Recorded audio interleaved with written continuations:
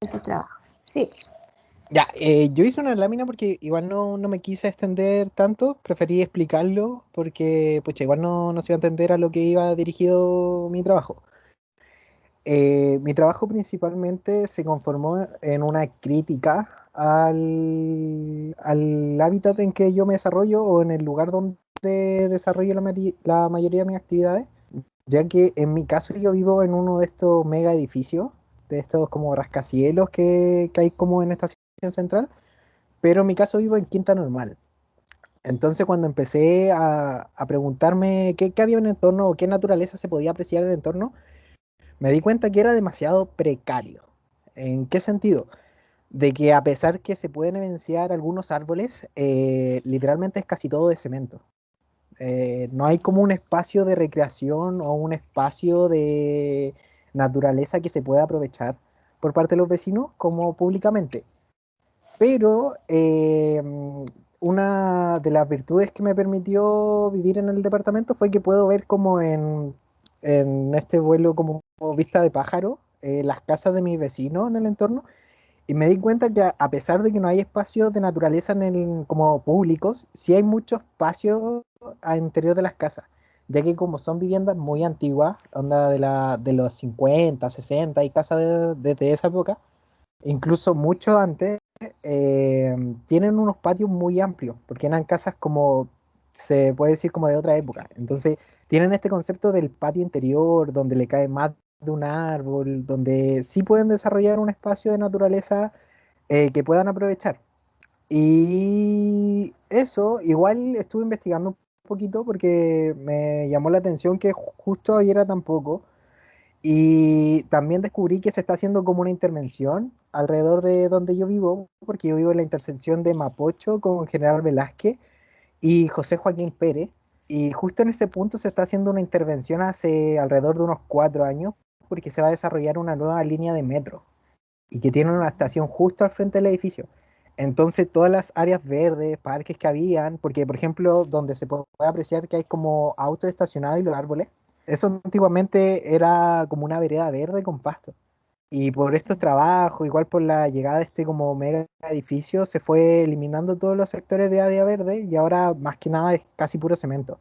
De hecho es como bien deprimente salir. No me había percatado antes y ahora que me puse a pensarlo, como que es bien feo, mucho cemento, además que todavía hay construcciones, porque por ejemplo en la primera foto que se ven como unas tablas o unas planchas de Cholguán, ahí se está haciendo la línea de metro, entonces también tienen cerrado como muchas partes, no hay como un flujo constante que también permita aprovechar el espacio, la poca naturaleza que hay. ya, perfecto, queda súper claro. Muchas gracias por esto. ¿Tú me mandaste este trabajo al correo, Jordan? No, profe, todavía no lo mando de inmediato. Ya, por favor. Muchas gracias. Excelente. ¿Quién quiere seguir?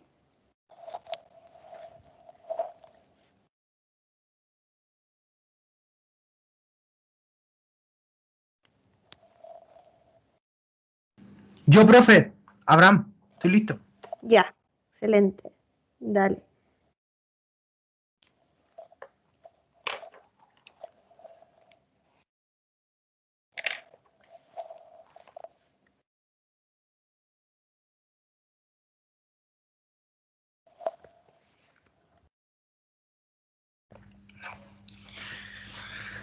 ¿Se ve, profe? Sí, Ya. Bueno, antes que todo, buenos días, profe, y compañeros que están aquí. Eh, Como yo quise representar el tema de la frase que usted había subido al aula virtual, fue de tal manera que me inspiró a hacer un dibujo.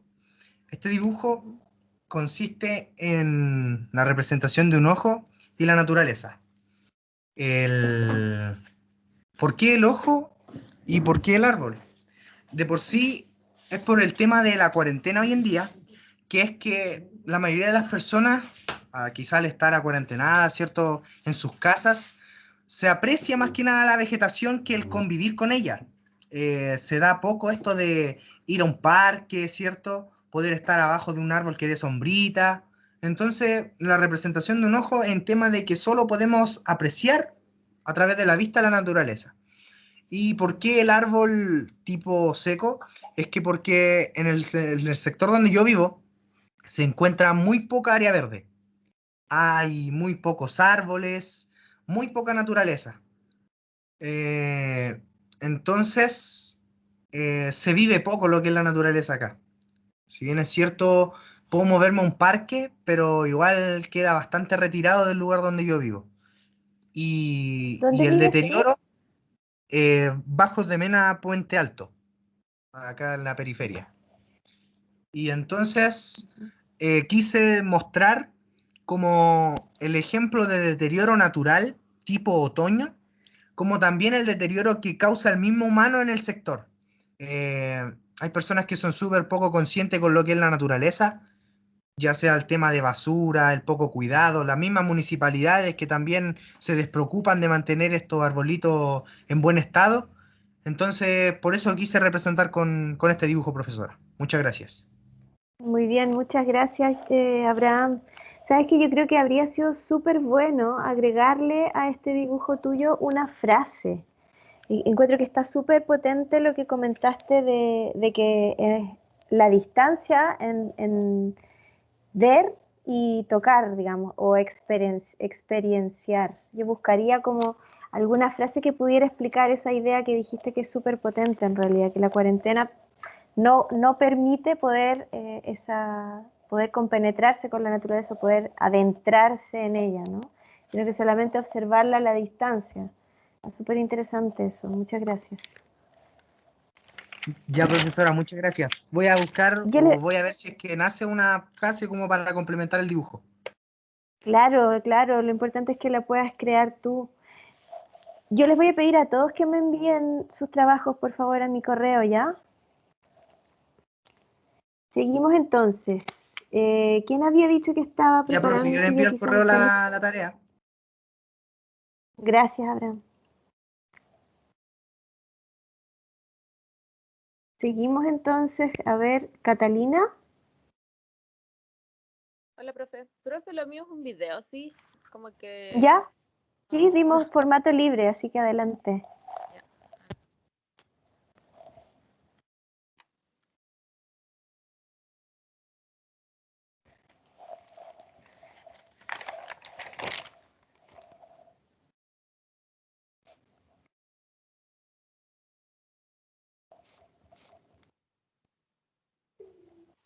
Ya, no sé si se ve. Ahora se ve. Y no sé si se escucha. Bueno, nosotros como familia nos relacionamos Se- con la naturaleza, con este pequeño y único punto verde en la casa.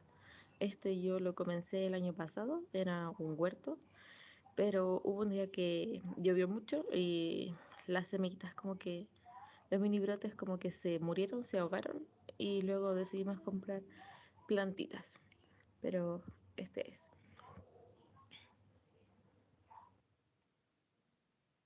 Eso es, profe. No sé si lo vio.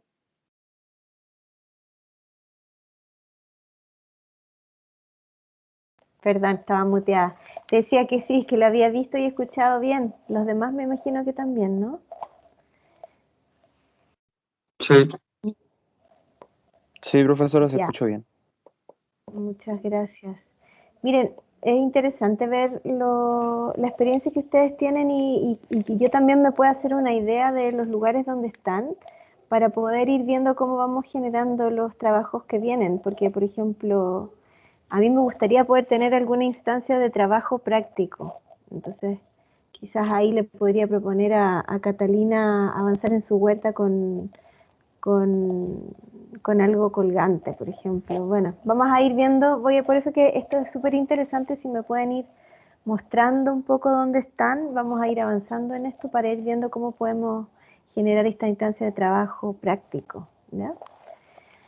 Seguimos entonces, Profesora, estoy mándamelo listo. también, ya, ¿quién habló? Sergio, No. lo encontré. Sergio, dale.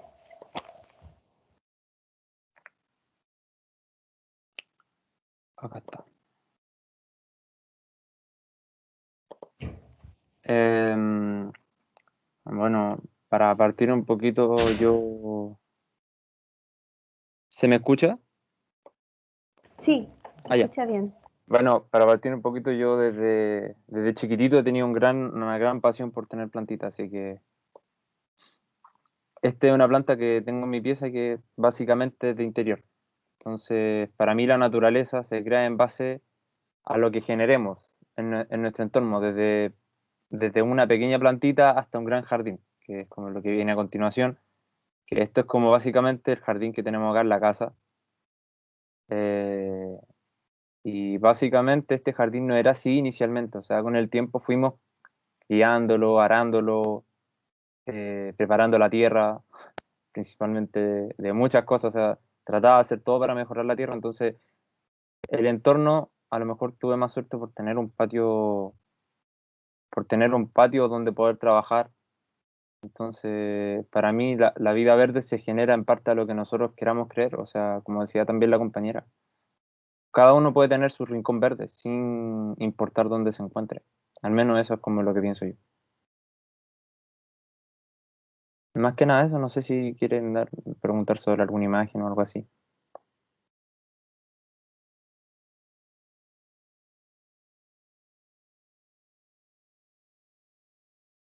No, profesora creo que está muteada. Sí, gracias. Gracias, siempre se me pasa. Lo que pasa es que no quiero estar de fondo con la bulla que hay aquí. Les iba a decir que es súper interesante esto que estás planteando, porque la verdad es que hoy en día la arquitectura necesita muchísimo poder complementarse con educación en otro tipo de asuntos.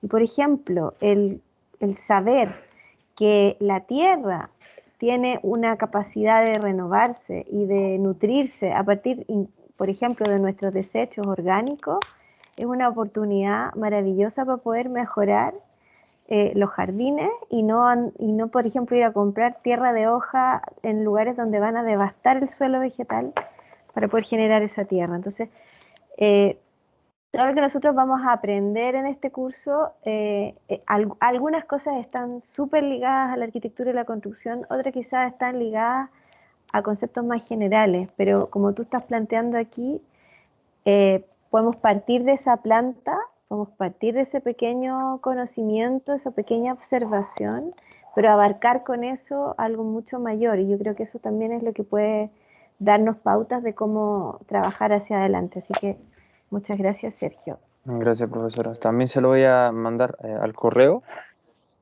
Sí, por favor. Gracias. Seguimos. ¿Quién está listo ahora? Profe, ¿Sí? aquí Sebastián, ¿cómo está? Hola, Sebastián. Bien, ¿y tú?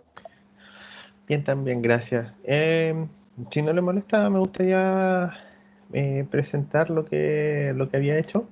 Dale, por supuesto. Adelante. Deme un segundito. ¿Lo ve, profe? Sí, lo veo ahora. Ya, bueno, este es un trabajo de acuarela que hice con respecto a la pregunta que expone. Bueno, bueno, el escáner lo iluminó un poquito, entonces como que se ve como más iluminado de lo que es.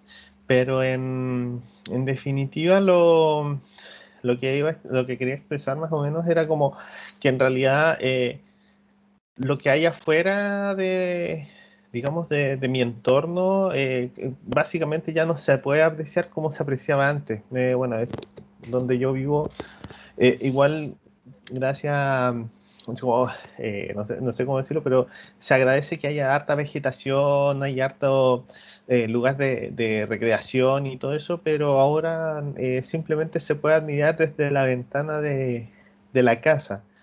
Y es más o menos lo que quería expresar dentro de este dibujo en acuarela. De que en realidad lo que tenemos y lo bonito que puede ser el paisaje del exterior ya no es tan apreciable como era antes. Entonces quizás eso también se extraña un poco. Y Y solamente es como admirable, es lo mismo que estar viendo naturaleza desde la tablet o desde el computador. Es como, es bonito y todo, pero la experiencia no es la misma. Y ¿Tú es te así como refieres, se siente. ¿Mm? tú dices esto porque no puedes salir? Claro, de hecho, yo estuve en un contacto estrecho con una persona con COVID y tuvimos que estar en cuarentena y simplemente no se podía salir. Y era como eso, estar así, de esa manera. Entonces fue como, hasta que nos dieron el alta, fue como simplemente es admirar afuera de algo que está tan cerca y que podría ser hasta palpable, pero eh, no es lo mismo, no se podía ni siquiera sentir como experimentar de nuevo la sensación de estar afuera, que ahora se agradece mucho de repente salir un poquito al exterior, aunque sea a tomar aire. Pero eso más que nada era lo que quería expresar dentro de esto. Muchas gracias, Sebastián. Tiene Gracias a algo en usted. común con lo que presentaba Abraham, ¿verdad? Con el ojo. Sí, sí, lo Entonces, alcanza a observar. claro. Gracias. ¿Me lo mandas también, por favor? Ya, profe. Gracias a usted. Seguimos. ¿Sí? ¿Quién sigue? ¿Puedo yo? Sí. Ya.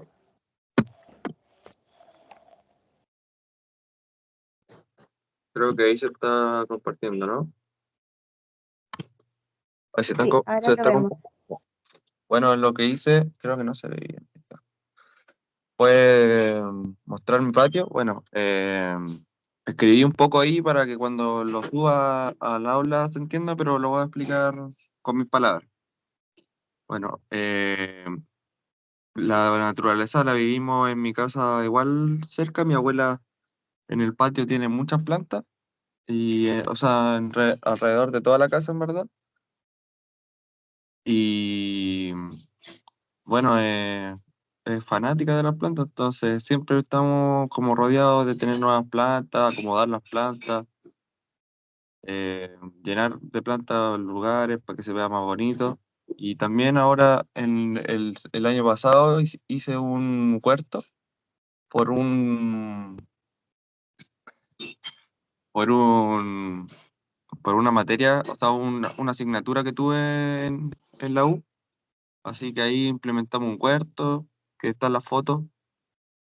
Eh, Arreglamos el pasto porque estaba feo, ahora está un poco quemado con el frío, pero ahí vamos haciendo cosas en el jardín, siempre como para que se vea mejor y para que esté más bonito. También tenemos un nogal, que es el nogal es grande, entonces que como mantenerlo, subirse al árbol a sacar las nueces y limpiar las hojas del jardín, o sea, del patio.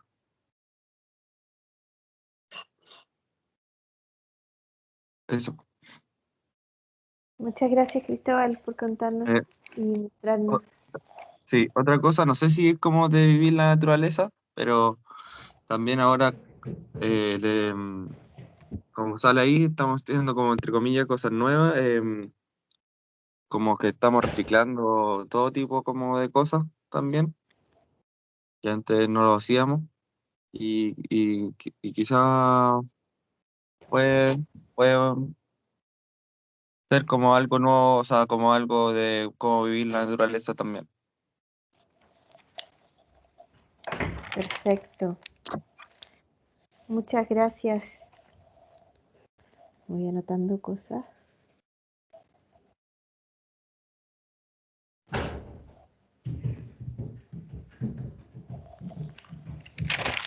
Bueno, genial cuando se puede experimentar, ¿no? Y no solamente ver, es una bendición en realidad. Tener la oportunidad de poder tocar y ver cómo se transforma también una semilla, se convierte en planta y después puedes comerla. Yo creo que esa posibilidad de observación es algo que después te hace crecer, ¿no? Como ser humano, es bien potente. Así Eh, que gracias por contarnos, Cristóbal. Será. ¿Quién va a seguir? Está por ahí Pues yo, Darian. profe, Matías, adelante. Profe, después del Matías voy yo. Ya le comparto el tío. Ya. Ya, profe, me dice cuando se vea.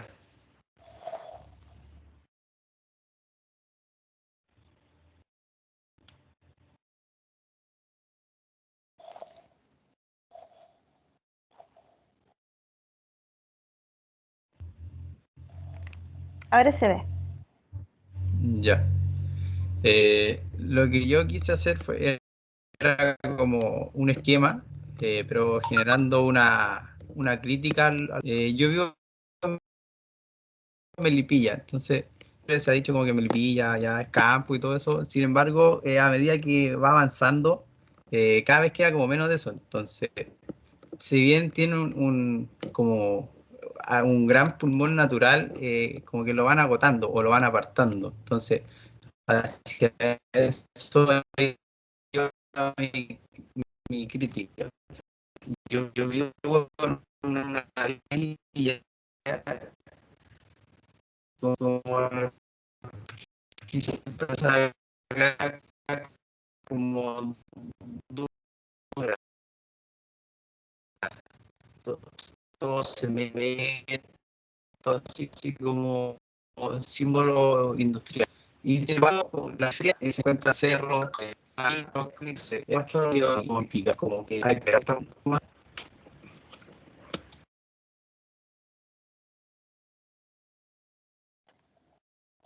Matías, te perdimos, se escuchaba un poco mal, no sé los demás si pudieron escucharle.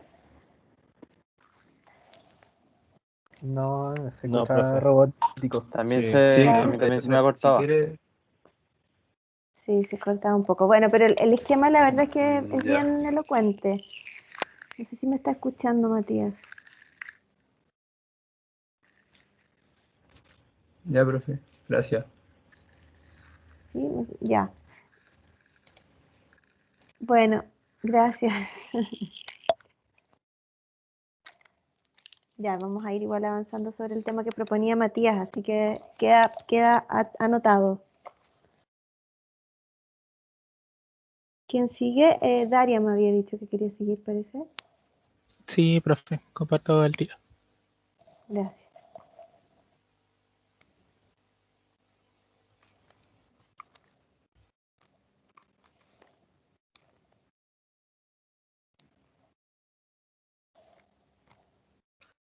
¿Se ve la pantalla? Se ve. Sí. Ya, bueno, ahí escribí lo siguiente. Vivo en un contacto con la naturaleza a diario, con la simpleza de germinar de una semilla de selga y el crecimiento constante de una flor del pájaro. También con el cantar de las aves, las cuales atraen a otros tipos de especies, creando interacciones entre estas que no todos pueden apreciar y disfrutar. También vivo en contacto con la naturaleza a través de mi espacio personal para poder aclarar pensamientos y emociones cuando más lo necesite. Bueno, la imagen eh, representa lo que estoy diciendo. En cuanto al espacio personal, me refiero a este rincón que tengo para poder calmarme cuando me dan estas crisis de ansiedad que son más recurrentes por el tema de la pandemia. Me pongo a escuchar música o meditación guiada, entonces me conecto con la tierra, con el pasto y con las plantas que están alrededor. También tengo plantaciones de acelga y en la parte de atrás donde se ven las piedras tengo pensado hacer un huerto que todavía está en proceso de diseño. También estuve en un curso de, mm, de huerta, así que tengo la intención de hacer uno. Y también tengo un pequeño ejército de pajaritos de inseparables, así que lo escucho todo el día y estoy muy constantemente viéndolos, haciéndole cariño y todo. Y ellos también atraen a diferentes especies que serían lo- las torcasas y los gorriones. Entonces, esa es más que nada la conexión directa que tengo aquí. En el entorno, en general, en cuanto al barrio, tiene mucha vegetación en comparación a otras comunas de la región. Así que estoy en un constante contacto con la naturaleza y los animales. Qué bien, Darian. Gracias por compartir. Qué afortunado.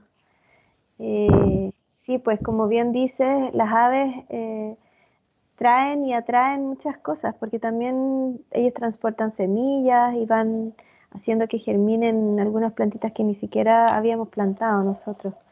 Y vienen a comer y generan también toda una vida ahí en el suelo, que es bien interesante. Eh, Todo esto es parte de la calidad de vida, ¿cierto? Claramente. O sea, poder tener este contacto con la naturaleza sin duda que te da la oportunidad de poder tener una mejor calidad de vida. Gracias, Darian. Gracias a ¿Quién usted. sigue?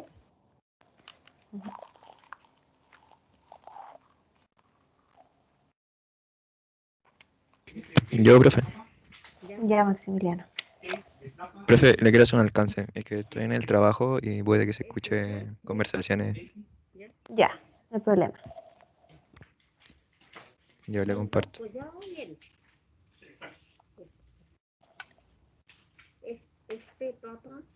¿Se ve? Sí, se ve. Bueno, yo quise representar mi trabajo en una fotografía donde eh, hago como una referencia como esta naturaleza como reprimida que vendría siendo como mi perro, por así decirlo, mi amigo perro, que bueno, antes del COVID teníamos otra más instancias de poder salir, de él tener otras interacciones con el entorno. eh, bueno, yo creo que todos sabemos cómo se comporta así un perro.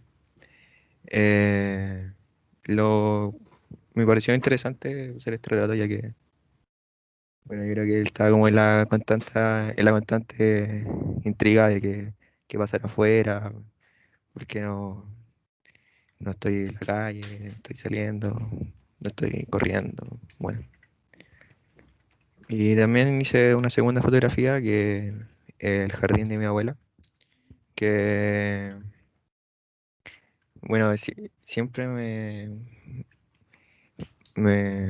yo como antecedente, yo viví con ella mucho tiempo y, bueno, una cosa la que admiré de ella era este gesto de ella de sus flores, de cuidar siempre sus plantas, de cultivar su huerto interior, que era su forma de experimentar y de entregarle a la naturaleza lo que ella le entregó. Eso.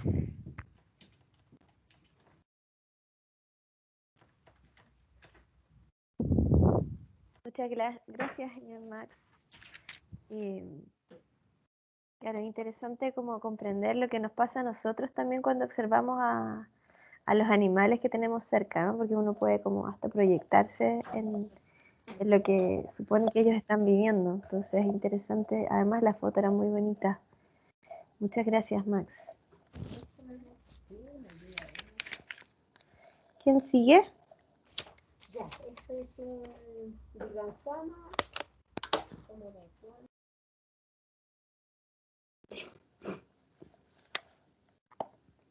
A ver, va faltando Matías Valenzuela.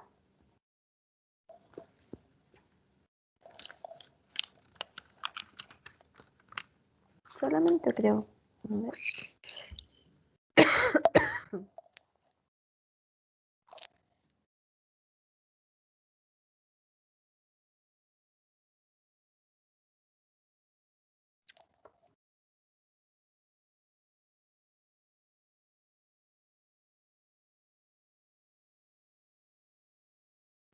Faltan dos personas. A ver. Sebastián Zúñiga y Matías Valenzuela. ¿Están por ahí?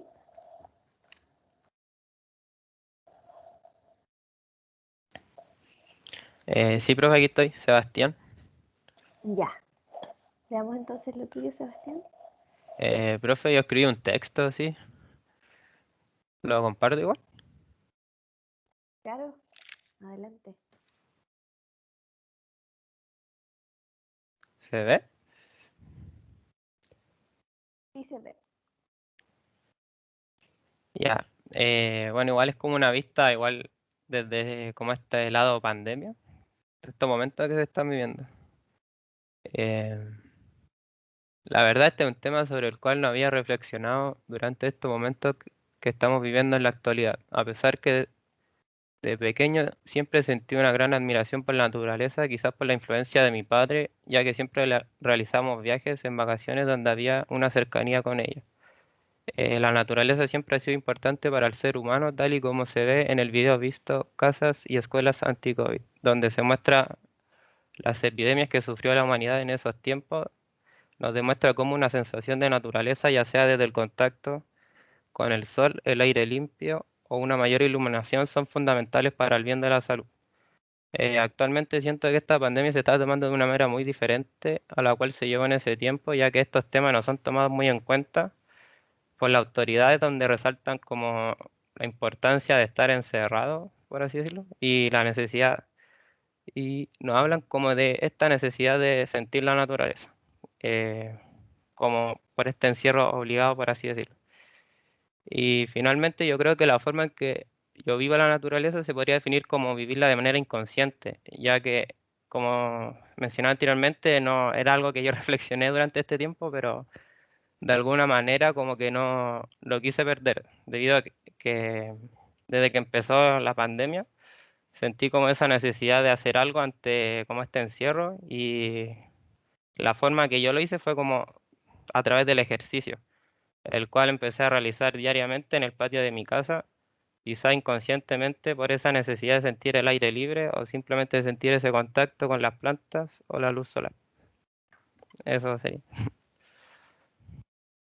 Súper, súper, súper, súper importante todo lo que dices, claro que sí. Y además esa, eh, como descubrí, para mí tiene un valor tremendo que ustedes me cuenten que no habían pensado en esto, por ejemplo, porque ahí uno también se da cuenta como ejerce como una distancia con la naturaleza que no es a propósito, sino que es circunstancial, ¿verdad? Pero que cuando despiertan el hecho de que les hace falta, se dan cuenta de lo importante que es, y eso yo creo que es bien importante para enfrentar entonces todo lo que viene a continuación. Ya, pues entonces me está faltando solamente Matías Valenzuela. ¿Está por ahí? Gracias, Sebastián.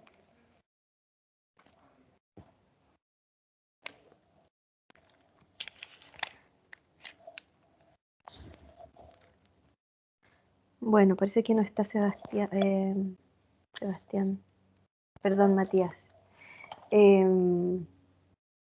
Ya, vamos a seguir entonces. Si apareciera Matías Valenzuela, me levanta la mano y vemos su trabajo cuando aparezca, ¿ya? Vamos a seguir. Yo les tengo preparado algo que es una conexión súper directa con la naturaleza, pero en palabras también, contado por una persona que tiene mucho conocimiento sobre esto. Ay, me olvidé de anotar su currículum, que es impresionante. A ver si lo tengo acá. Déjenme ver. Permítanme un segundo, porque no está.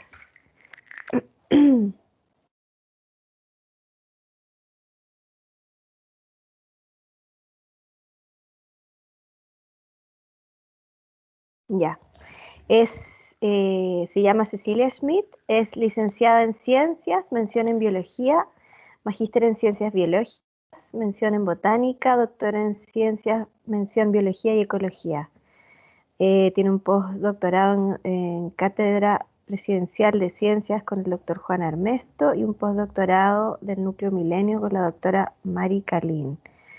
Es profesora actualmente en el Departamento de Ciencias Biológicas y Biodiversidad de la Universidad de los Lagos. Voy entonces a compartirles este video. Ustedes avísenme si lo pueden escuchar bien, ¿ya?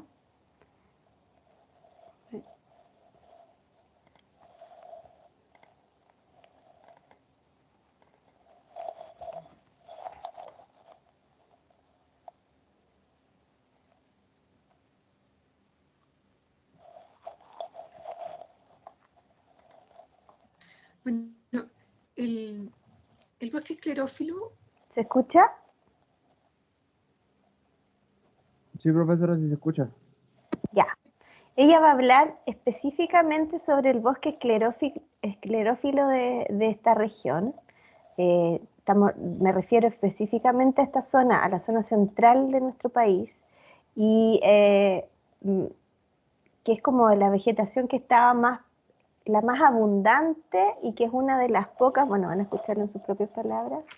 Hay pocos lugares en el mundo que tienen el tipo de bosque que tenemos nosotros aquí. Entonces, pasemos a escucharlo. Es un bosque, se llama bosque seco, este tipo de bosque. Hay 5 áreas en el mundo nada más que tienen este tipo de bosque, que está al sur de Australia, al sur de Sudáfrica, en California, el chaparral californiano, el bosque mediterráneo, que le da el nombre y los unifica a todos, y el bosque chileno. El bosque chileno se llama bosque o matorral esclerófilo. Cada uno tiene sus nombres locales. Y representan solamente el 5% de la superficie de la Tierra, del planeta. Son áreas muy escasas, son sumamente productivos y tienen una característica que es algo que tal vez para nosotros nos parece muy familiar, pero no es para alguien que no venga del bosque esclerófilo. Y es que llueve en invierno y hace mucho calor en verano. Ustedes lo podrán encontrar normal, pero no es así. Y esa característica hace que la vegetación sea muy particular.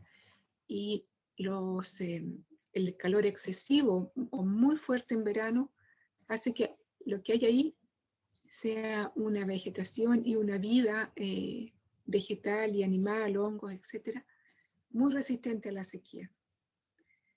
Y de hecho, todas las especies de los 5 áreas del mundo que tienen este tipo de bosque tienen ciertas características particulares. Por ejemplo, esclerófilo, esclero significa duro y filo es hoja dura. Es una hoja que se ha adaptado a estar en organismos que son muy resistentes a la sequía y en que la evaporación es muy poca. Se distingue de otros bosques porque tiene una cubierta herbácea muy extendida, a diferencia de nuestros bosques templados de más al sur, casi no tienen cubierta herbácea. La geófita, las plantas de bulbo, las herbáceas anuales o no, o perennes, son muchísimas especies. De hecho, solamente en la cuenca de Santiago hay 200 y tantas de especies endémicas, es decir, no están en ninguna otra parte más. Y eso también incluye parte de Valparaíso. Entonces, en el caso chileno, tiene un extraordinario endemismo. Todos los bosques de este tipo en el mundo son muy endémicos, pero el más endémico de todo, más único e indistinguible, es el bosque que nosotros tenemos. Y bueno, ¿qué importancia tiene este bosque para el medio ambiente? El bosque en sí es la vegetación, son los animales. Hay una serie de interacciones entre el suelo, entre las plantas con las plantas, entre las plantas con los animales, que permite que toda esta enorme diversidad exista. Casi el 50% de toda la vegetación chilena, sus géneros están presentes en el bosque esclerófilo. Se encuentra desde el sur de la cuarta región o la región de Coquimbo, Valparaíso, sumamente diverso la vegetación, los pocos remanentes que quedan en Valparaíso, también en la región metropolitana, en O'Higgins, en el Maule, y ya del Maule se va estrechando como una especie de lágrima que va por el Valle Central y se va estrechando y moviendo hacia la región del Biobío e incluso la Araucanía. Esa es su distribución, pero la cantidad, la composición de especies va cambiando porque en la medida que va yendo hacia el sur se va mezclando con especies del bosque maulino y especies del bosque templado. Bueno, antes de la expansión de Santiago, el bosque cubría todo Santiago. De hecho, los primeros intentos por frenar la deforestación a la llegada de los españoles, prohibían con pena de horca la corta indiscriminada de vegetación, principalmente para abrir terreno para la agricultura y para leña. En este momento queda muy poco bosque esclerófilo. No recuerdo exactamente la cifra, pero deben ser en la cuenca de Santiago, bosque adulto, debe ser alrededor de 100.000 hectáreas. Cuando uno no está familiarizado con estos números y estos miles de hectáreas, puede parecerle mucho o poco. Créanme, 100.000 hectáreas es muy, muy poca vegetación remanente. Para una superficie que tiene que haber, no sé, haber sido 20, 30 o 40 veces superior a la que actualmente hay. Si uno tiene un apego o principios éticos y le da valor a la naturaleza y a los seres vivos, tanto o muy parecido a nosotros, debería apreciar toda la cantidad de vida que hay en estos bosques. Como les dije, las herbáceas, las geófitas, es una enorme cantidad, muchísimos invertebrados, muchísimos insectos existen. Uno está acostumbrado a ver la vegetación, pero ese es el hábitat de muchísima vida. Asimismo, en el suelo está muy poco estudiado, pero sin duda que hay muchísimos microorganismos en el suelo, hongos, hay muchos caracoles de tierra que son endémicos, todos amenazados. La mayor parte de la fauna, todos los anfibios y casi todos los peces y casi todos los anfibios, parte de los reptiles, están en categorías de amenaza, según la Unión Internacional para la Conservación de la Naturaleza. Es decir, está en un estado crítico de preservación, de conservación. Ahora, ¿qué pasaría si disminuye o sigue disminuyendo las pocas islas que van quedando o desaparece el bosque esclerófilo? Bueno, es una pérdida absolutamente irreparable. Hay una serie de beneficios que nosotros obtenemos de que el bosque esté presente. Perderíamos esos beneficios, sin duda. ¿Y qué lo reemplazaría? Cemento, suelo erosionado, la cubierta vegetal ayuda a purificar el aire de Santiago, ayuda a detener los procesos de erosión. Las laderas de Santiago y de toda la cuenca de Santiago son muy propensas a la erosión. Quien ayuda a que no aumente, se aceleren esos procesos es la vegetación. Por lo tanto, tendríamos consecuencias de ese tipo. También la vegetación ayuda a atrapar la humedad del suelo, ¿no? Parte de esa humedad la consume, pero parte permanece ahí. También la vegetación del bosque esclerófilo está a la orilla de muchos ríos donde todavía permanece, y eso le da estabilidad a las laderas, que si no, también procesos de sedimentación irían a dar a los ríos al agua y lo eutroficarían se iría perdiendo el suelo y la biomasa orgánica que hay en este suelo. Ahora, ¿qué pasa con la devastación del bosque? Una de las grandes amenazas actualmente son la generación de infraestructuras habitacionales y también habilitación para terrenos agrícolas, además de los incendios. En realidad, creo que se debería pensar una forma de convivir con la naturaleza de forma tal que no por querer ir a vivir a ambientes más naturales tengas que destruirlo y generar jardines europeos. O sea, debemos poder convivir con la naturaleza de tal forma que no tengamos que destruirla. O sea, queda tan poco del bosque esclerófilo de la región metropolitana, que hay que buscar formas de ir a verlo, ir a visitarlo, sin que eso signifique destruirlo para construir una casa, llevar perros y gatos.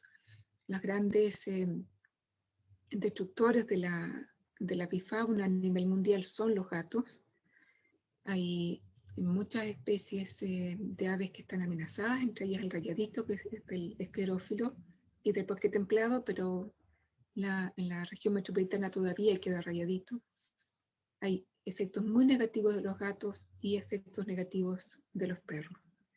Entonces, cuando va el ser humano, va con sus mascotas, entonces se produce mucho daño más allá, muchísimos kilómetros más allá del lugar donde ya se asienta un condominio o un edificio. Ahora, respecto al cambio climático y a la escasez hídrica, los bosques en general atenúan el clima. Es decir, hace que se produzcan menos golpes de frío y de calor, porque atenúan y temperan el clima.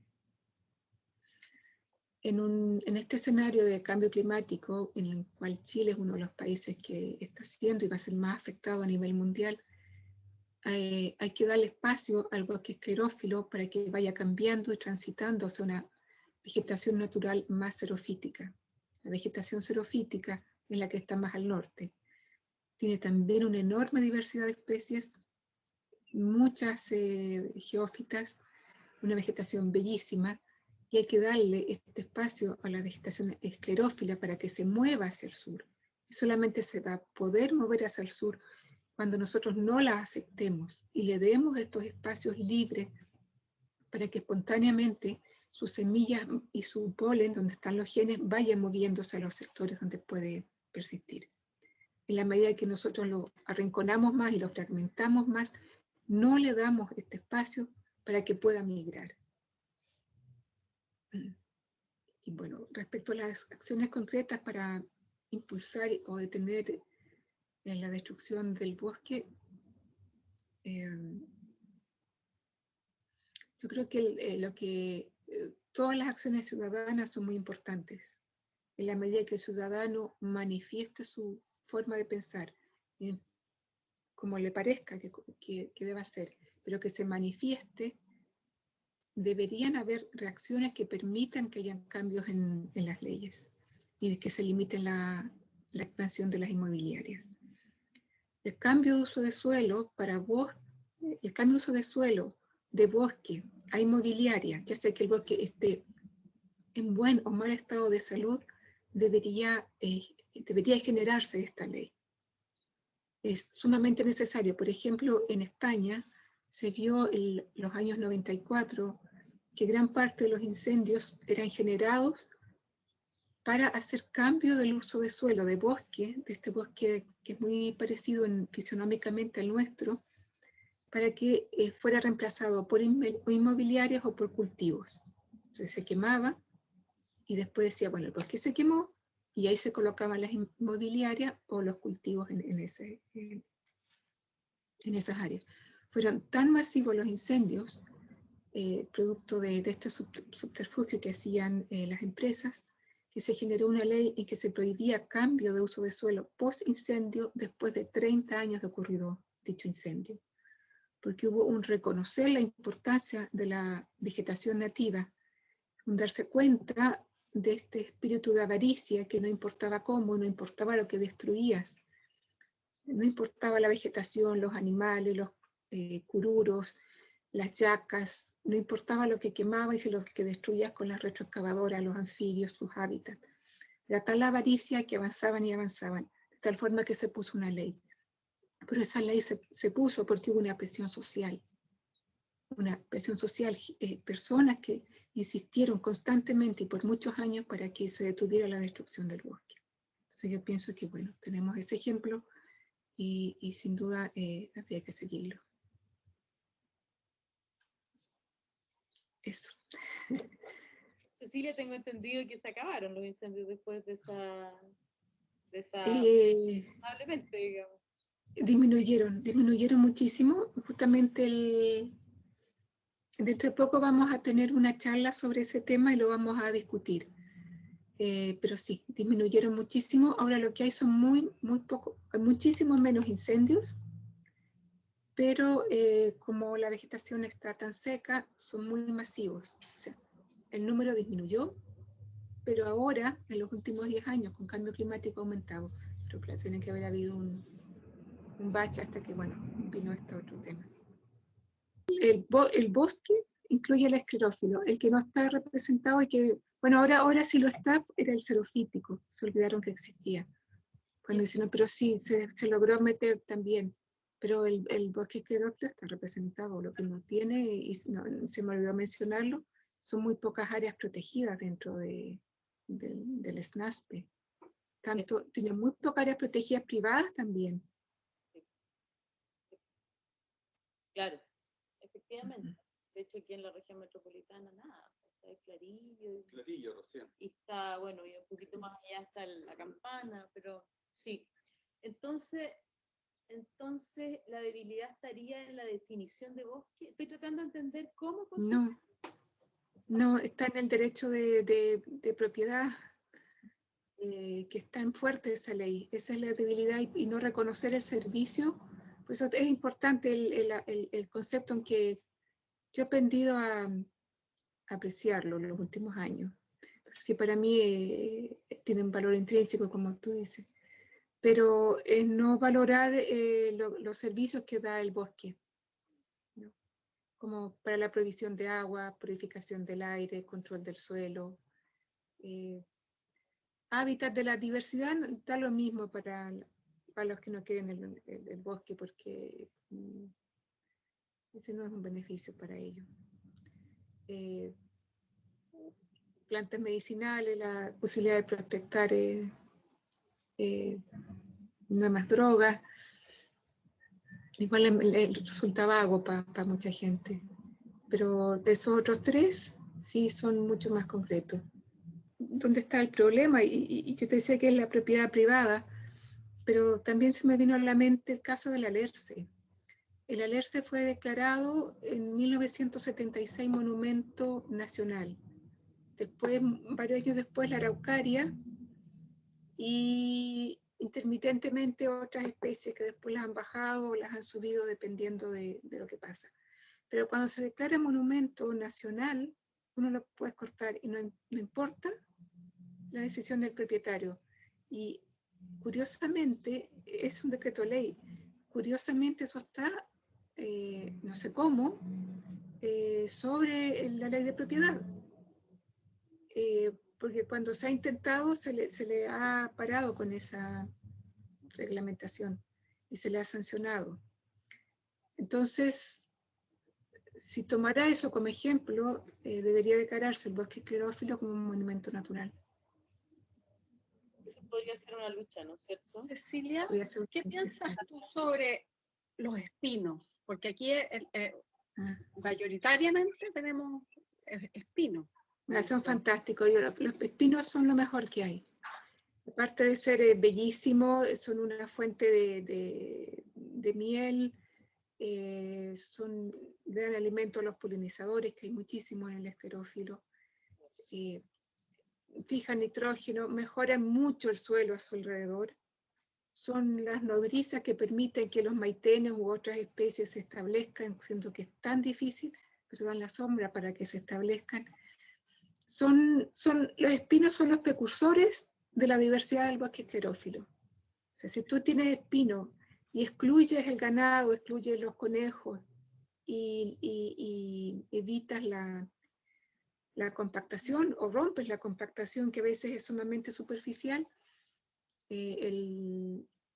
todo el resto de la vegetación debería acompañar y ir en proceso de sucesión y permitiría que se recuperara el esclerófilo.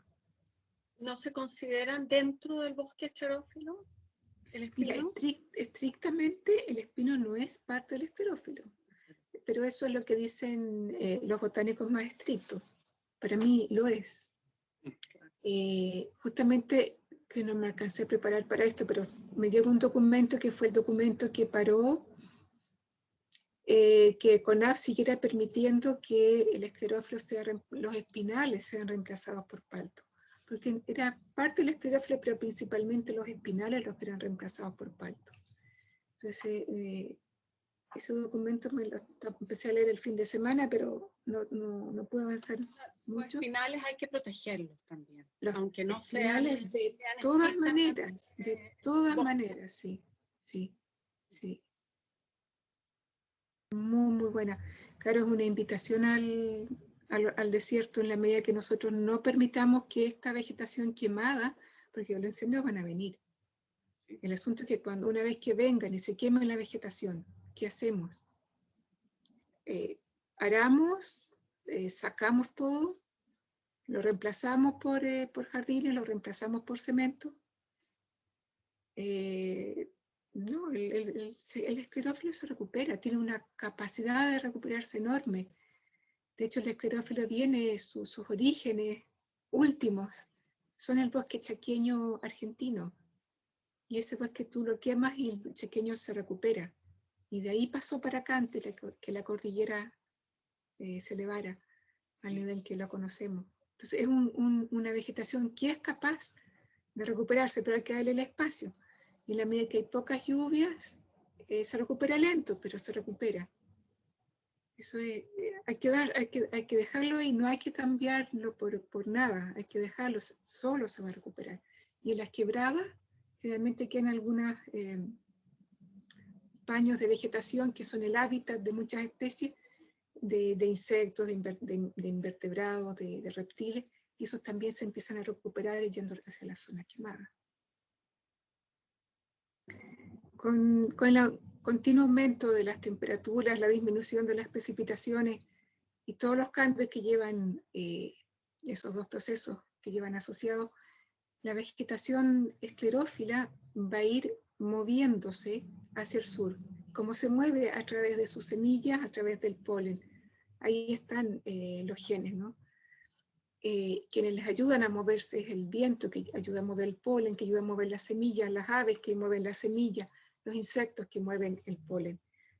Todo ese ensamble, más todos los microorganismos que están asociados a sus raíces, se van a ir moviendo en forma armónica, acoplándose, desacoplándose, hacia climas que les sean más benignos. Y esos están más al sur, o más al norte, o más hacia a la altura, pero no siempre van a poder subir en altura.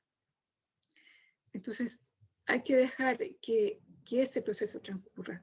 Y en la medida que hayan carreteras, hayan ciudades, hayan poblados, esa semilla no va a llegar a su destino. Entonces, hay que dejar esos espacios libres para que puedan naturalmente moverse.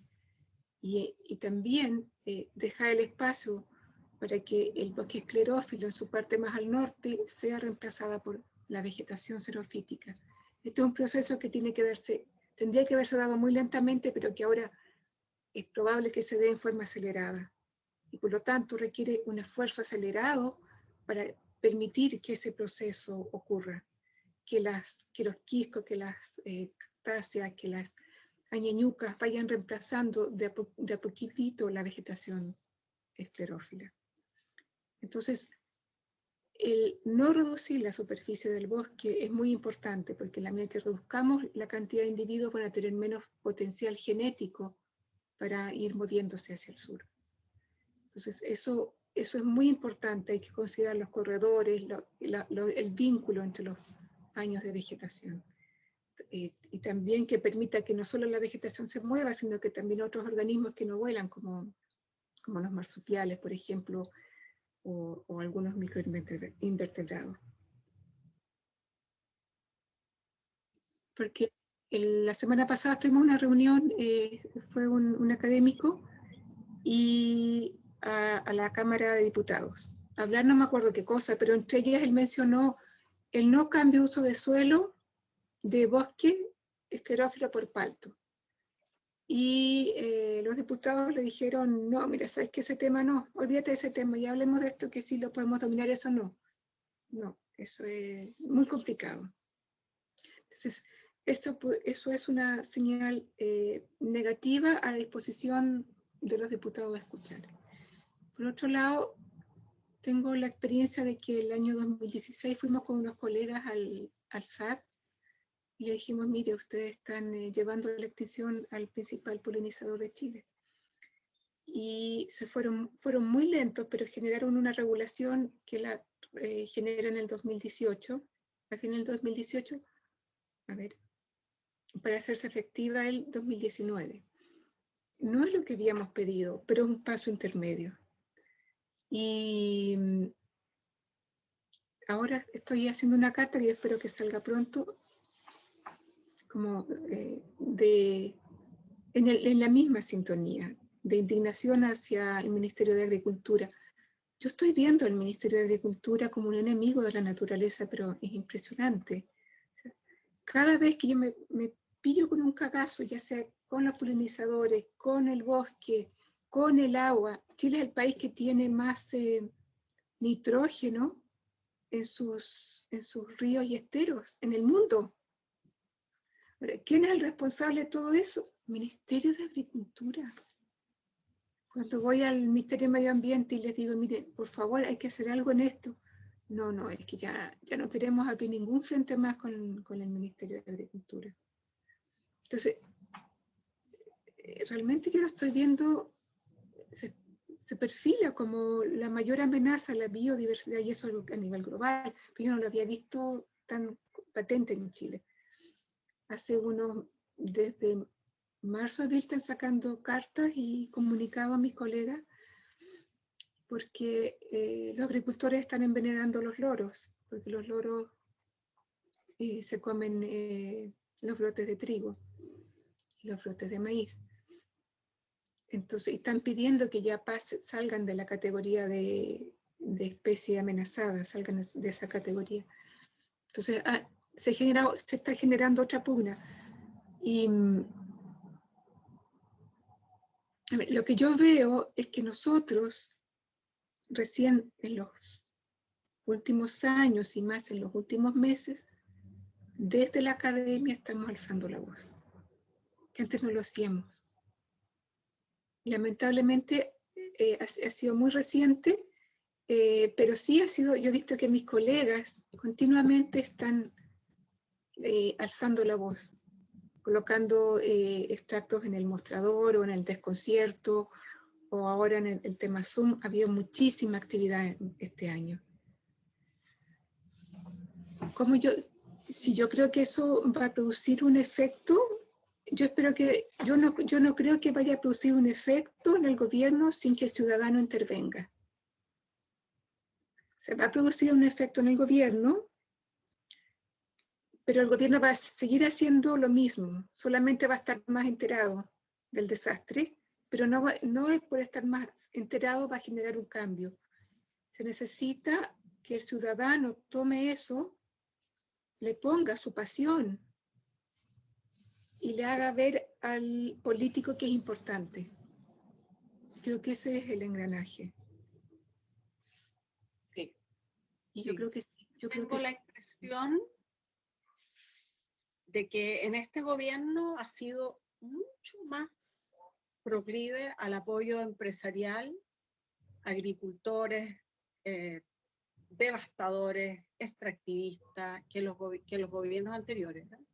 Yo antes tenía alguna interacción, existía para nosotros, pero yo también soy del mundo académico ahora, y teníamos alguna interacción, y ahora se cerraron absolutamente todas las puertas. Entonces había un retroceso fuerte y un apoyo al empresario. Sí.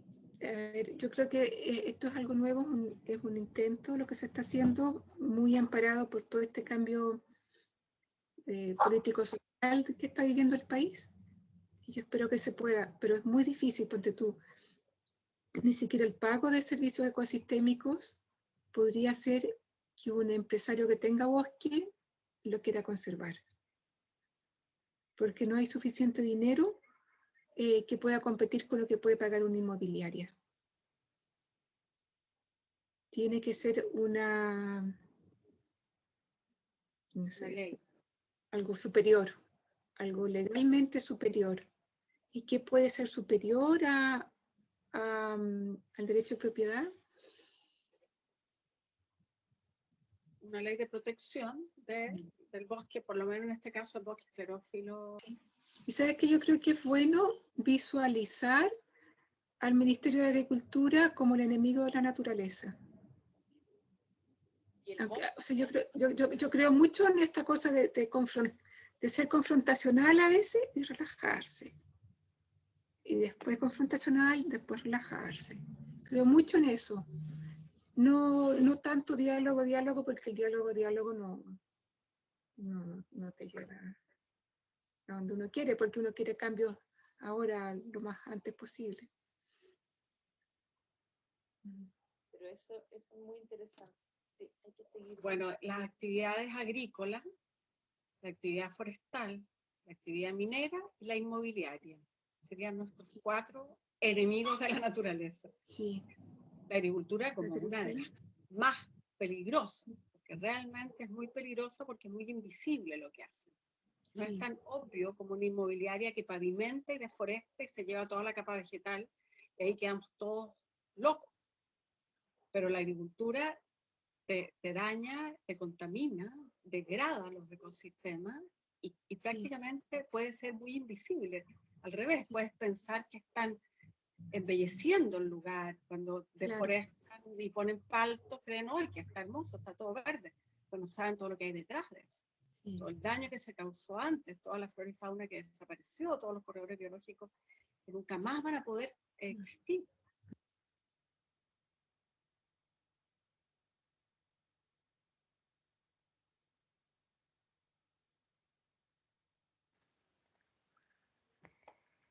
Eso era lo que les quería compartir. Es bien potente. ¿Qué les pareció?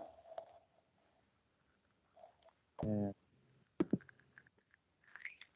un poco más de lo mismo, de lo que está pasando siempre, con la diferencia que ahora está saliendo a la luz.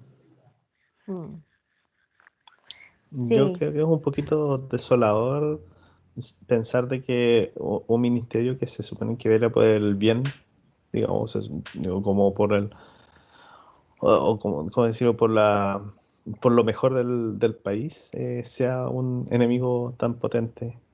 Porque como decía, lo de las constructoras y todo eso, o sea, las inmobiliarias, como que es algo sabido. De hecho, acá en Estación Central, digamos, es la prueba más cercana que tenemos, pero un ministerio es como, chuta, qué mal.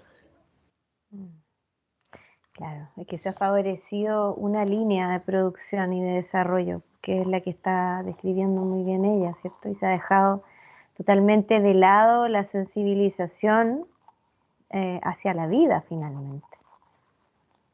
Como la línea de producción, o sea, sin mirar hacia el lado, sino que directo al objetivo, que es esta producción masiva, ¿no?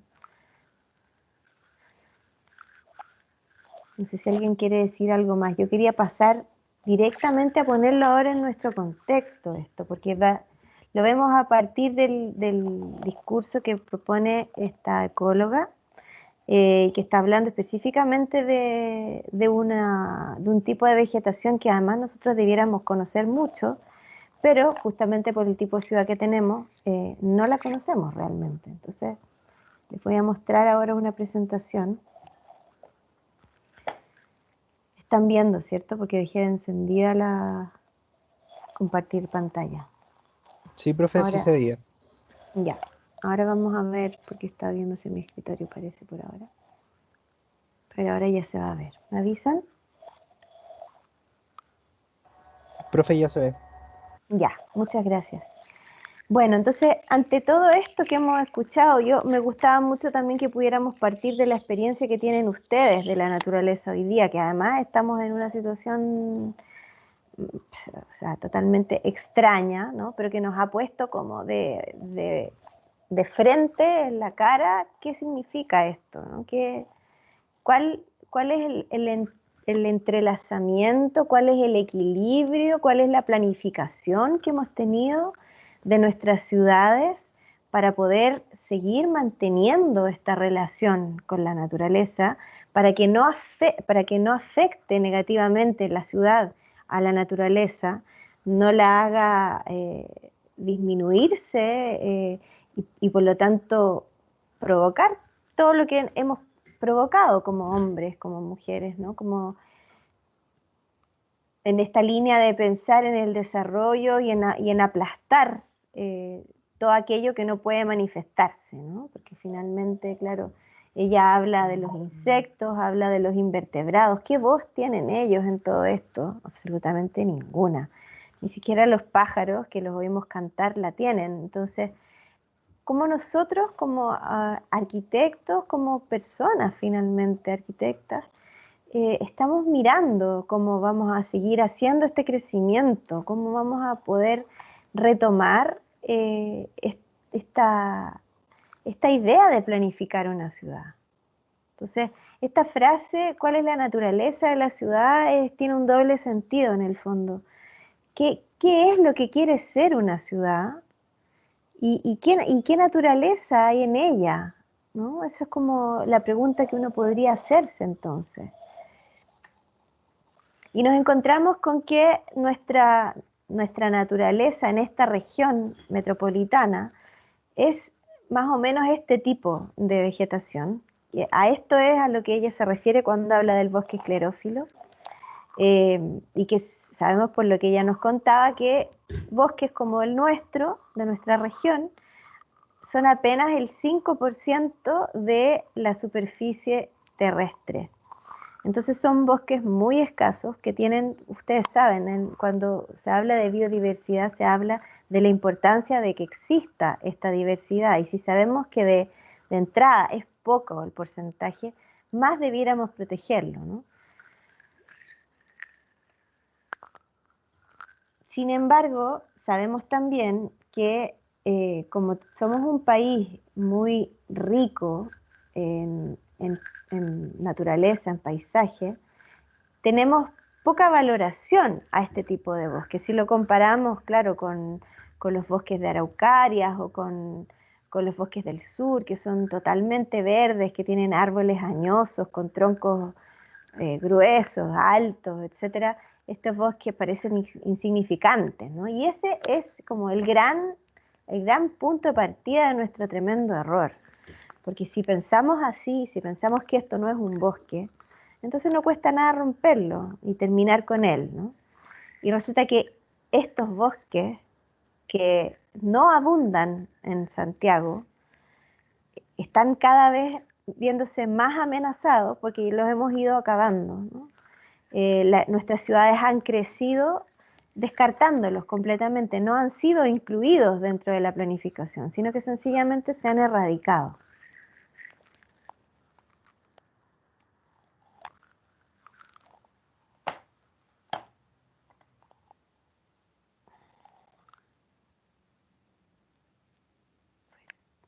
Ahí. En cambio, o sin embargo, estos bosques son capaces de subsistir a toda nuestra indiferencia, digamos. Son bosques resilientes, son bosques que nadie los riega. Estas son fotos actuales, y que están tomadas aquí en Peñalolén, en la precordillera. Son bosques que resisten cambios de contrastes de temperaturas, como explicaba Cecilia, donde durante el día hace mucho calor, en la noche hace mucho frío, no llueve mucho, por lo tanto es súper poca el agua con la que ellos cuentan, y sin embargo allí están y se mantienen vivos, y ese suelo que ustedes ven verde no es un pasto que nadie sembró, sino que es una pradera natural que se mantiene sola también por este ciclo que se produce de vida entre los habitantes de esos suelos y la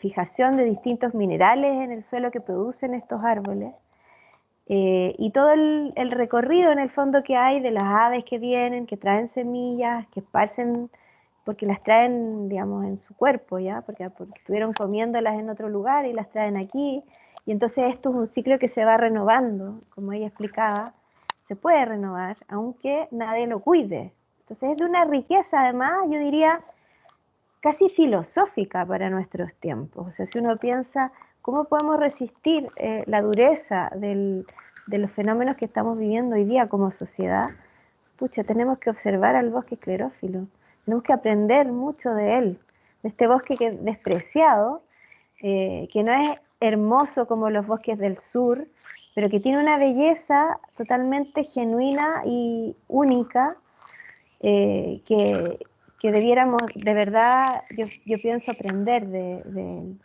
ellos. Entonces, claro, cuando uno mira las fotos aéreas, las fotos que yo les acabo de mostrar, para que se ubiquen, fueron tomadas déjenme ver bien, en esta zona. Aquí existe un lugar que tiene unos propietarios, es propiedad privada, ¿ya?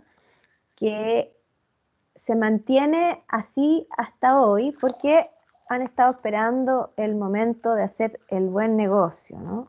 Entonces, aquí está la Universidad Adolfo Ibáñez, aquí está el Templo Bahá'í, estas son las poblaciones cercanas aquí en Peñalolén, esto probablemente es Tobalaba y aquí está Lo Hermida, entonces fíjense la cantidad de gris y de verde que uno puede observar acá. Esto que está acá es la comunidad ecológica, perdón, la comunidad ecológica es solamente esto de aquí. Con algunas partes acá, porque no es ni siquiera toda entera ahí. Estas son otras poblaciones que están ahí. Y bueno, aquí ya empieza la Florida. Entonces, si uno observa esta foto, se da cuenta lo que está escrito aquí al lado, ¿no? Que dice, mientras tanto la ciudad crece sin planificación ni identidad, o sea, se hace igual un conjunto de viviendas acá abajo en el plano que uno acá arriba en la precordillera o acá también sigue siendo lo mismo. Este condominio de acá no ejerce ninguna diferencia, no hay ningún tampoco equilibrio entre lo que se construye y lo que se mantiene como naturaleza originaria.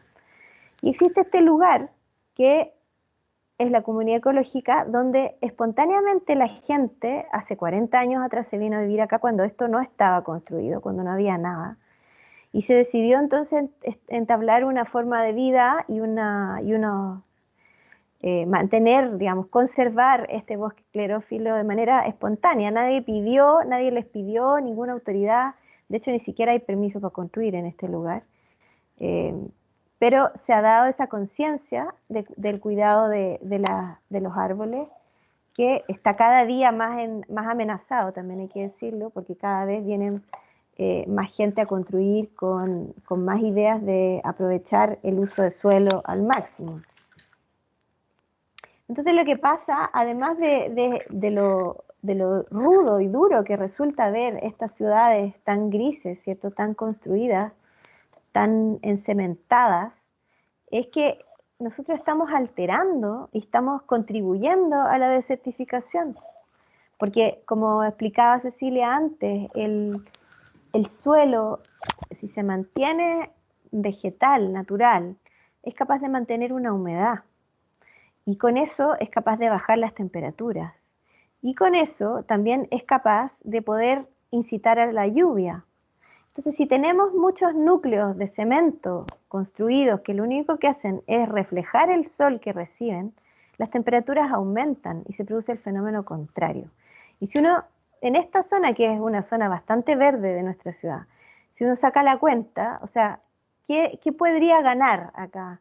¿Es el verde o es lo construido? O sea, si lo vemos en esta imagen, que nos está mostrando una realidad que no es tan representativa de todo Santiago, imagínense lo que es si buscamos una que sí represente de mejor forma la ausencia de naturaleza que tenemos, la ausencia de suelos naturales. Y allí entonces podremos entender muchos fenómenos, ¿no?, de lo que estamos viviendo hoy día. Entonces, esta foto también fue tomada en esa zona donde les mostré, es en la parte alta de la comunidad ecológica. Esto es precordillera, ahí vemos ahí atrás la cordillera de los Andes. Este cerco con estas rejas corresponde a un proyecto inmobiliario de la inmobiliaria Pucuro, que erradicó, en este lugar existía un bosque igual a este que ven a la izquierda, que fue erradicado y devastado. Se llevan incluso el suelo, porque no les sirve para el proyecto de viviendas que quieren hacer. Uno se pregunta, ¿cómo es posible? Si estamos hablando de un condominio que va a tener viviendas que tienen terrenos de 600 metros cuadrados aproximadamente, ¿cómo es posible que no puedan diseñarlo pensando en conservar al menos los árboles? ¿Qué hay en la cabeza de esas personas supuestamente inteligentes que no son capaces de aprovechar esos árboles que crecieron allí con tanto esfuerzo y entregarles a los nuevos propietarios, que no sabemos quiénes son, un patio con árboles. O sea, yo de verdad que me lo pregunto 1000 veces y 1000 veces no me lo puedo contestar. Yo no sé qué hay detrás. Lo único que me surge pensar es un facilismo, es una mediocridad. O sea, es decir, voy a imaginarme que aquí no hay nada y voy a construir la cosa que que a mí me funciona como empresa para poder generar más riqueza. Porque claro, un árbol podría quizás molestar a los trazados, podría quizás exigir más tiempo de pensar, más tiempo de acomodar las cosas y quizás construir mucho menos, ¿no? Ahí está la respuesta, lamentable, es lamentable, o sea, realmente lamentable. Y tenemos esto también, que es la vivienda social, que tampoco lo hace mejor, sino que peor, porque los terrenos son mucho más pequeños, porque generalmente hay una densificación mucho mayor de la cantidad de habitantes por metro cuadrado. Entonces, lo que encontramos en estos conjuntos es como lo que se ve en esta foto aquí, ¿no? Como lo que se alcanza a ver allá, porque aquí esto está en construcción ahora,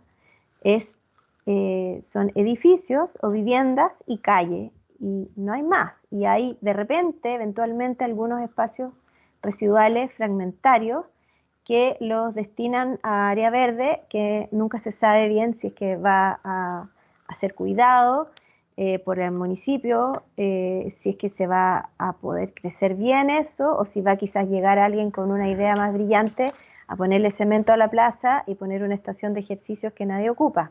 Entonces, hay mucha debilidad, mucha pobreza al final en las ideas que estamos trabajando como conglomerado, ¿no? O sea, tenemos que cambiar esto no puede seguir así. O sea, y como muy bien explicaba Cecilia, el movimiento ciudadano, la fuerza de las personas, tiene que ser lo suficientemente empoderado y potente para que esto se establezca como unas leyes.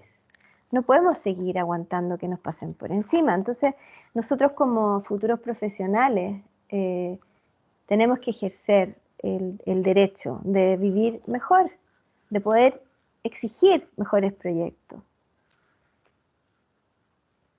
Entonces, cuando uno mira esta imagen, se da cuenta, ¿no? O sea, aquí existe una cantidad de casas que está bastante cercana, pero existe también una cantidad de vegetación que se mantuvo. Estas casas se construyeron teniendo el cuidado de dejar esos árboles seguir creciendo. En este lugar, sin embargo, no está ese criterio. Está un criterio totalmente distinto, que es ordenar geométricamente, una geometría totalmente ajena a la naturaleza, ¿cierto? Totalmente impuesta por el hombre, generando entonces estos bloques de vivienda como lo que veíamos allá y que genera entonces ese clima, esa desertificación a la larga y esa contribución al fenómeno del calentamiento global.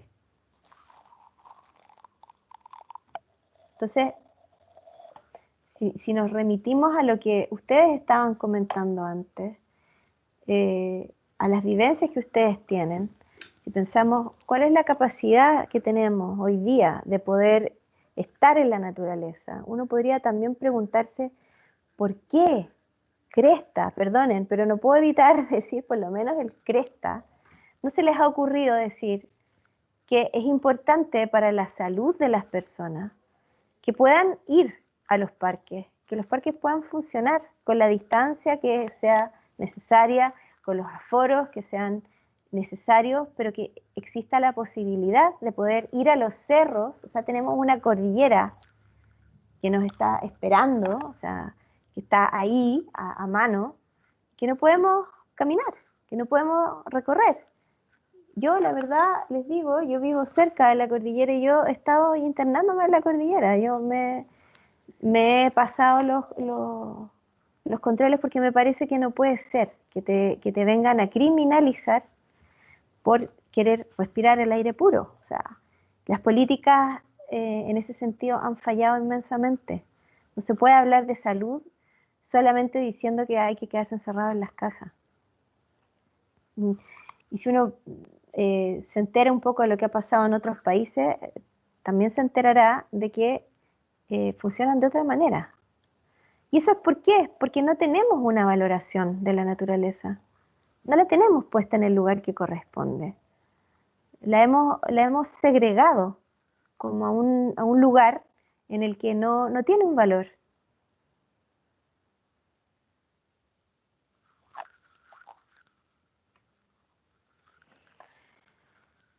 Y entonces existen estudios de organizaciones mundiales, como la OMS, la Organización Mundial de la Salud, que habla de qué es lo adecuado como área verde por habitante, metro cuadrado de área verde por habitante. Entonces dice, la Organización Mundial de la Salud recomienda un mínimo de 9 y 11 metros cuadrados de área verde por habitante. Saquen la cuenta entonces en sus casas de qué tamaño debieran ser sus patios o de qué tamaño debieran ser los parques a los que pudiéramos acceder. Sin embargo, dice, determinar el promedio real en cada ciudad es complejo porque los criterios para definir áreas verdes son extremadamente variables y porque la distribución de estas es característicamente irregular en las ciudades, ya que la mayoría han crecido desordenadamente y en ausencia de criterios ambientales previamente establecidos. Entonces aquí eso nos está demostrando. Profe, Diga. pero, por ejemplo, área verde se considera así como la sección de pasto que puede haber o un lugar donde uno puede recreacionar, estar, digamos, porque yo tengo el bandejón de pajaritos, pero el bandejón de pajaritos ni siquiera es como fácil de acceder. Claro, en este caso, como bien lo explica allí, es muy difícil de planificar porque las ciudades crecen de forma desordenada y es irregular en cada país, digamos, en cada ciudad. O sea, ni siquiera nosotros podríamos hablar de una planificación de Chile, tendríamos que hablar por una planificación por comuna, porque cada comuna tiene un criterio distinto, también de acuerdo a los ingresos que tiene, ¿no? Entonces, no es que tengamos que tener un patio, yo ahí exagero, hago un poco una caricatura, no es que tengamos que tener, si es que somos 6 habitantes en una casa, 6 por 9 metros de patio, no. Se trata de que tú puedas tener acceso a esa cantidad de área verde por habitante y que eso equilibre entonces una planificación en la cual sabemos que existe tal cantidad de habitantes, por lo tanto debiera haber tal porcentaje de áreas verdes en ese lugar, en esa comuna, en ese barrio, etc. Debiera esto atravesar todas las escalas, ¿no? Partir de un barrio a una comuna, a una ciudad y a un país finalmente. Entonces, claro, uno podría decir Chile es un país que tiene mucha vegetación comparado con los países europeos, por ejemplo, que son mucho más construidos que los nuestros. Sin embargo, ¿qué acceso tenemos nosotros a esa vegetación? Es lo que nos tenemos que preguntar. ¿Y qué políticas públicas han estado cuidando ese tema? ¿Qué Ministerio del Medio Ambiente ha estado cuidando ese tema? Cuando se entiende que los espacios públicos, por ejemplo, son de cemento, que están totalmente construidos, que tienen estas estaciones de ejercicios como la gran cosa. Cuando también se plantea que los jardines o las plazas son con pasto, cuando nosotros no somos Londres, no tenemos lluvias constantes para mantener un pasto. Entonces, ¿qué hacemos? Fíjense nomás cuando salen a regar los camiones de los municipios, la cantidad de despilfarro de agua que hacen. ¿Por qué? Porque están regando pastos. Nosotros debiéramos diseñar nuestras ciudades pensando en la vegetación que es originaria, no en la que vamos a venir a plantar. Entonces, por ejemplo, en la imagen anterior, voy a volver atrás, tengo una que es un poco mejor, pero claro, si ustedes se fijan aquí, ya, aquí hay una zona de cultivo, ¿cierto? Que es algo que es como el Ministerio de Agricultura que decían antes. Esto está totalmente impuesto en ese lugar, no es propio de ese lugar. Esta vegetación sí lo es. Y esta vegetación de acá, probablemente mucha de ella también lo es, porque está más espontáneo el diseño de este jardín, ¿no? No es una cosa que saqué todos los árboles para poner un tremendo pasto, un césped inglés, que no corresponde a nuestra realidad. O sea, el pasto debiéramos erradicarlo. El pasto está bien para los climas del sur, para los lugares donde llueve, donde ese pasto se riega solo, pero no donde tengamos que invertir cantidades de presupuesto municipal en estar regando pastos, que además crecen en malas condiciones porque les cuesta mantenerse. Entonces, bueno. Profe, Sí. igual eso es como un problema de planificación y también económico a la misma vez de parte de los municipios. Claro ¿O, que sí. o eso ya depende como a nivel estatal? Porque igual es complicado de repente pedirle, por ejemplo, a la municipalidad algo, siendo que a lo mejor el Estado ya lo tiene destinado para otras cosas, ¿o no?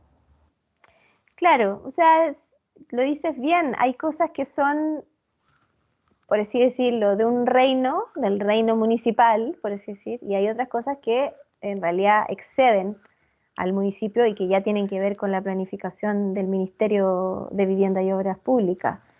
Entonces, ahí hay que ir abordando cada situación, pero cuando estamos hablando de planes reguladores metropolitanos, hay primero esa gran escala, ¿verdad? Y luego están los gobiernos más chicos que tienen que ver cuál es la realidad que es aplicable a cada una de las comunas. O sea, si nosotros decimos una comuna de precordillera como cualquiera de las que existen aquí, Peñalolén, La Reina, Las Condes, Puente Alto en una parte,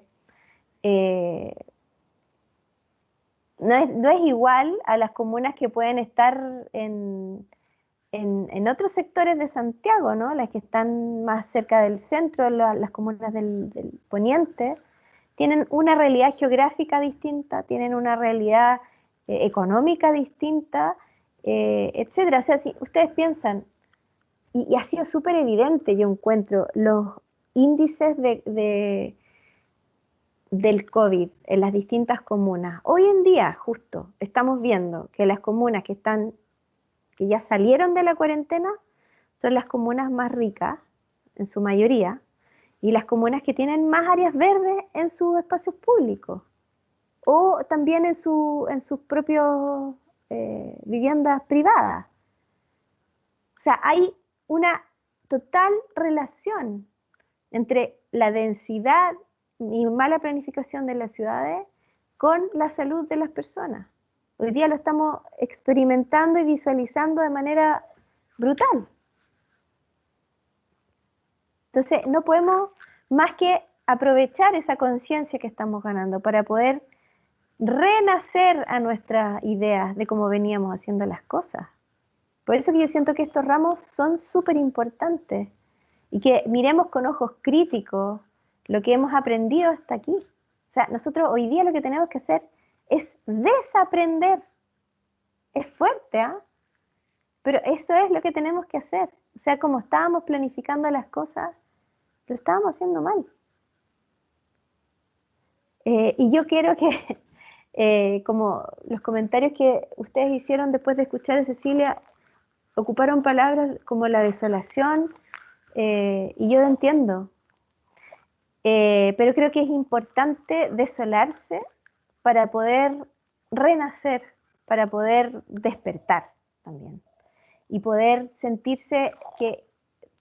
en el fondo que la rabia que te pueda generar o la pena que te pueda generar todo esto, te haga mover desde tus entrañas una fuerza nueva. Entonces ahí nosotros vamos a ver en este curso a continuación, porque esta unidad ya la estamos terminando, vamos a pasar a ver cuáles son las alternativas a todo esto y cuáles son las generaciones de ideas e iniciativas que han surgido a partir de todo esto, que está mal. Pero para poder pasar a eso necesitamos primero ver lo que está mal y verlo a conciencia y en profundidad. Entonces es por eso que el trabajo siguiente es ahora mirar qué está pasando en esa foto aérea de sus propios barrios. Y mirándolo, porque es súper interesante cuando ustedes dicen no había tomado conciencia. Ahora que tomaron conciencia, profundicemos en eso. Profundicemos en la conciencia que están encontrando. Profundicemos en mirar con esa perspectiva el lugar donde vivimos, porque hoy en día el lugar que mejor podemos conocer es el lugar donde vivimos, porque estamos allí 24 horas al día. Entonces aprovechemos esta oportunidad de mirar profundamente, con ojos críticos y con una observación aguda, qué hay a nuestro alrededor, para que a partir de lo que encontramos mal podamos surgir con una nueva fuerza, con nuevas ideas.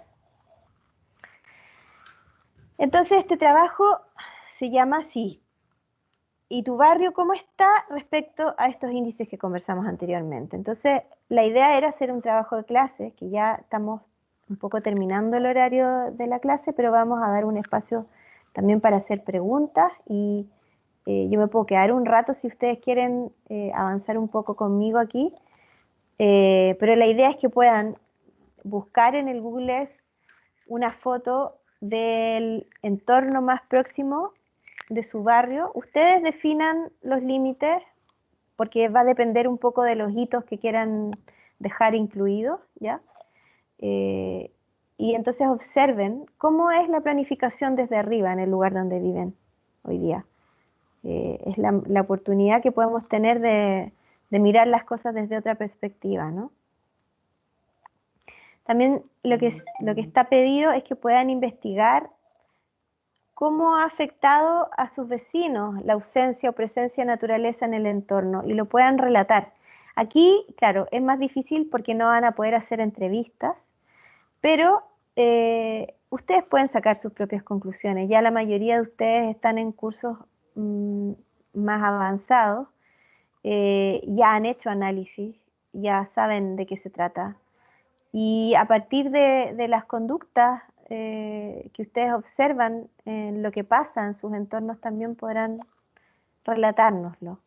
Yo encuentro que va a ser muy interesante que ustedes hagan este trabajo también para que nosotros podamos conocer más acerca de realidades de otros ciudadanos como nosotros, para que podamos tener una experiencia más humana también de qué pasa en otros barrios. Porque cuando hablamos de números, de cifras, de gráficos, nos cuesta hacernos una idea de cómo se vive en los lugares.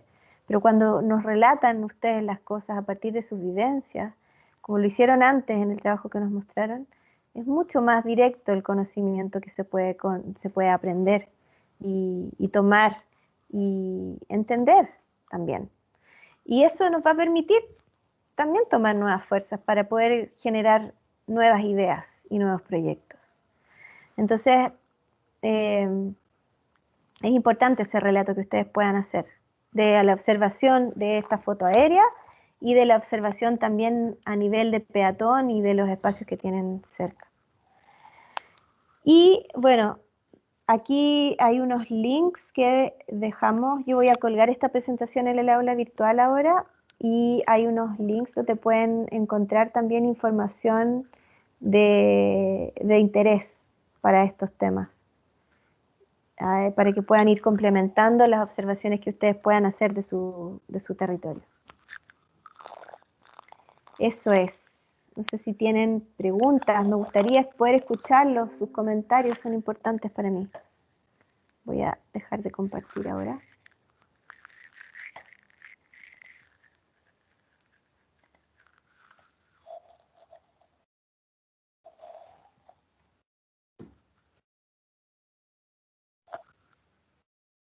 Hablando, profe, como conclusión con todo lo que se trató hoy, no sé por qué se me vino el caso del Parque Bicentenario, ese que está en Vitacura, justo con la intersección donde está como el Cerro San Cristóbal. Es como muy notorio como, cómo se impone este tipo de jardín o parque más europeo, con el pasto bien liso y en el fondo, si levantamos solamente la vista, se puede ver cómo es realmente la naturaleza de Santiago, donde se ve el cerro, los espinos, quizás no este pasto, porque el pasto literalmente parece una alfombra en ese parque y es como, ¿cómo nos enseñaron mal lo que es la naturaleza? Sí, total. O sea, es súper terrible cuando uno piensa que hemos aprendido que el pasto lo es todo casi y que los árboles nativos no tienen un valor. Una cosa horrible, o sea, es como no entender nada. Eh, Profesora, a mí también como que se me vino, cuando empezó a hablar como del entorno cercano, en realidad pensé mucho en el Parque O'Higgins porque yo lo conozco desde hace mucho tiempo. Que antes tenía flora que era, digamos, nativa, tenía flores de loto, era, tenía de hecho una vegetación tan grande que era impresionante. Entonces, finalmente, esto podría ocuparlo yo para trabajarlo en este caso. Claro que sí, Sergio. O sea, a mí me interesa que ustedes puedan trabajar desde lo que los mueve, desde lo que los motiva. Yo no quiero imponerles más que lo que está dicho, ¿ya? O sea, ustedes lleven el trabajo al lugar donde ustedes consideran que es enriquecedor para ustedes.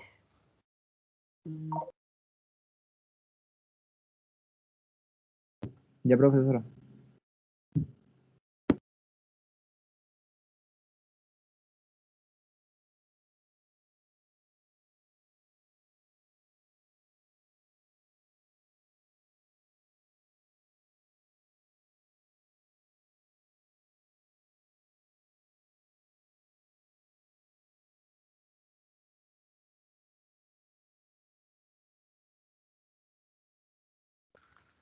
¿Alguien más que quisiera comentar?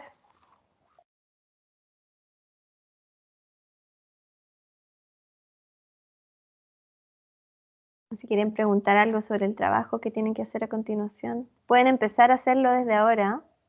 Profesora, yo quería preguntarle, lo que tenemos que hacer ahora es básicamente ver cómo ha transcurrido el tiempo en un área donde nos llame la atención.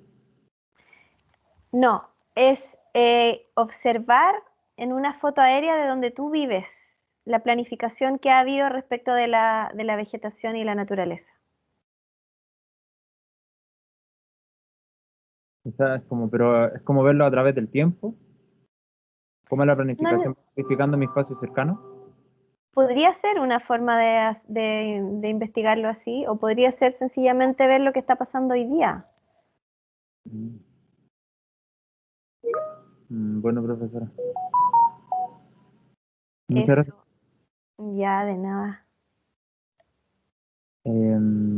Profesora, yo ahora me voy retirando igualmente. Ya, Gracias. Y bueno, eso, que tenga un buen fin de semana. igualmente, muchas gracias. Muchas gracias, profesora, también. Hasta luego. Hasta luego.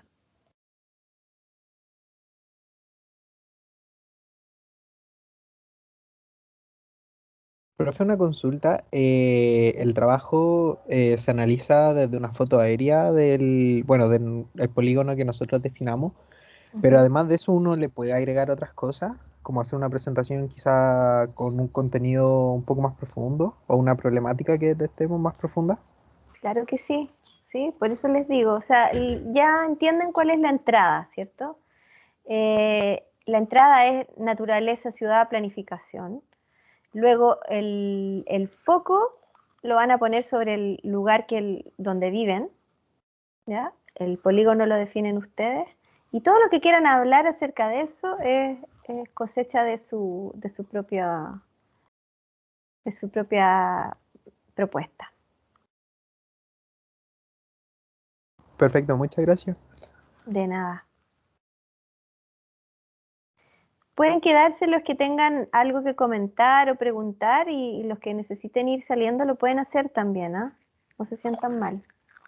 Ya estamos en hora, así que se entiende. Yo solamente me estoy quedando por si alguien quisiera preguntar o comentar algo más. Muchas gracias, profe. Bueno, yo me retiro. Que tenga buen fin de semana. Gracias, Sebastián, tú también. Muchas gracias. Hasta luego. Yo igual, profe, yo ya pregunté lo que tenía que preguntar, así Muy que eso, muchas gracias por la clase y me gustó mucho, así que eso, Qué bueno, Jordan, que estés muy bien. Chao, gracias. chao. Nos vemos, profe. Yo también me voy. Que tenga buena semana. Chao, Darian. Gracias, gusto de escucharlo. Si surge una duda como mientras se hace el trabajo, ¿le puedo escribir a WhatsApp o algo así? Por supuesto. Ya, Para eso profe, que estamos. tenga un fin de semana muy bonito, cuídese mucho.